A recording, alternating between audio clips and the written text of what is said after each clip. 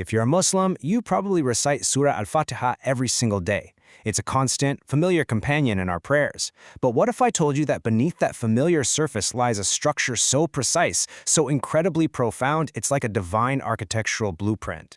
Have you ever stopped to wonder, is that all it is? Are we just reciting a simple prayer? Are these 7 verses we repeat day in and day out just words? Or could it be something way more? A perfectly engineered map for our entire spiritual journey. Today, we're going to peel back the layers of this incredible chapter and reveal the hidden architecture that makes Al-Fatiha a true masterpiece. All right, so the first thing you notice when you look at the blueprint is that the entire thing rests on 2 massive pillars, knowledge, and then what you do with that knowledge, which is action. And what's just fascinating is how cleanly this surah splits right down the middle. The first 3 verses, they're all about knowledge. It's about knowing God, understanding His attributes, His praise, His mercy, His complete sovereignty. Then, the second half, from verse 4 on, flips the switch. It's entirely about action, how we apply that knowledge through worship, asking for help, and begging for guidance. It's a perfect, beautiful balance. And this framework brilliantly lays out the consequences, right? This whole knowledge versus action idea defines the 3 distinct paths of humanity mentioned right at the end of the surah. The guided, they're the ones who have the knowledge and act on it. Simple. Then you have those who've earned anger. They've got the knowledge, they know the truth, but they refuse to act. And finally, the astray, they're just acting without any real knowledge, completely lost in error. Okay, so let's move to the next layer of this blueprint, because this is where it gets even cooler. Al-Fatiha isn't just us talking at God. No, it's a perfectly structured 3-part conversation. Now, to really get this, we need a quick dive into Arabic grammar. Don't worry, it's super interesting. Basically, there are 2 core sentence types. The first is called ismiya, and it's used for permanent, unchanging truths, like saying, the sky is blue. The second is filia, and it's for temporary actions or requests, things that need to happen or be renewed. And this little distinction, it is absolutely crucial for what comes next. So here's the payoff. You see how these sentence types structure the whole dialogue? In the first 3 verses, it's God's part. He's talking about His eternal, unchanging attributes using those permanent ismiya sentences. Then, in the last few verses, it's our part. We're talking to God, making requests like guide us, using those temporary, action-oriented fi'liya sentences.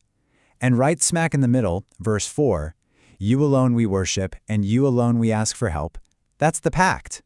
It's the perfect handshake linking God's eternal reality with our constant, ongoing need for Him. So, we've seen the intellectual side, the logical structure, but Al-Fatiha is also engineered to light up our hearts. The opening verses are designed to fire up 3 core spiritual emotions, like 3 engines for the soul: love, hope, and fear. The first engine is love. When we say all praises for Allah, Lord of all worlds, we're not just saying words. We are consciously acknowledging Him as the source of literally everything we have. And that recognition is meant to spark this profound sense of gratitude and, well, love for the giver. Next, the engine of hope gets revved up by the entirely merciful, the especially merciful. It's not just one mention of mercy, it's 2 powerful names back to back. One is this huge, all-encompassing mercy, and the other is a personal, specific mercy. Together, they're meant to fill your heart with an unshakable hope in His forgiveness and grace. And finally, we have the engine of fear, master of the day of judgment. Now, this isn't about being terrified. It's about awe. It's a healthy, reverential fear that keeps us mindful, It keeps us aware of our actions and the ultimate accountability we all face. It's these 3 engines, love, hope, and fear, that keep the believer's heart balanced and moving forward. And get this. Look how this connects back to that central pact in verse 4. The great scholar Ibn Taymiyyah pointed out that when you declare you alone we worship, you're directly fighting hypocrisy, because your worship becomes exclusive to God. And when you say you alone we ask for help, you're fighting arrogance, because you're admitting your total dependence on Him. So powerful. Okay, now for the part that is just gonna blow your mind. We're zooming in. We're going from the grand architecture down to the microscopic details, looking at how even the presence, or the absence, of a single letter carries unbelievable meaning. So let's start with the very first word, bism, which means in the name of. In the phrase, Bismillah, a tiny connecting letter, the hamza, is actually left out of the script. But somewhere else in the Quran, when the phrase is Bismi Rabbik, in the name of your Lord, that letter is there. The implication is staggering. Our connection to Allah, the proper name of the Creator, is meant to be direct, intimate, with no barrier. But the connection to Rabb, the Lord who gives rules and commands, has that slight formal distance. Now, look at those two words for mercy again. In Ar-Rahman, the long ah sound isn't actually written down with its letter in the original script. This visual omission signifies a majestic quality of mercy that is totally unique and exclusive to God. But in Ar-Rahim, the long e sound is written out. This suggests a beautiful quality of mercy that we, as humans, can and should try to develop.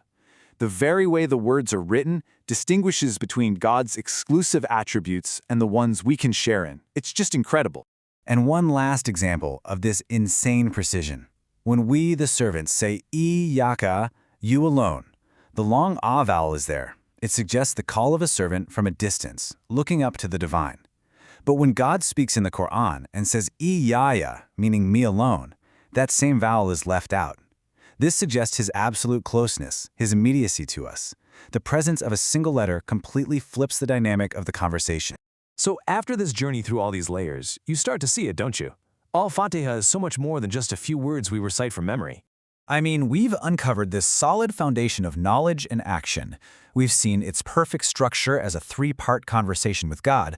We've felt its emotional core that balances love, hope, and fear, and we've seen its design of almost unbelievable linguistic precision. It completely transforms from what we thought was a simple prayer into a complete roadmap. It's a guide that teaches us who God is, how to talk to Him, how to feel about Him, and how to ask for the one thing that truly matters above all else, His guidance. And that just leaves you with one final thought. If this much architectural genius, this much meaning, is packed into just 7 short verses that begin the Quran, what other secrets, what other miracles are just sitting there, waiting for us to discover them, hidden in plain sight?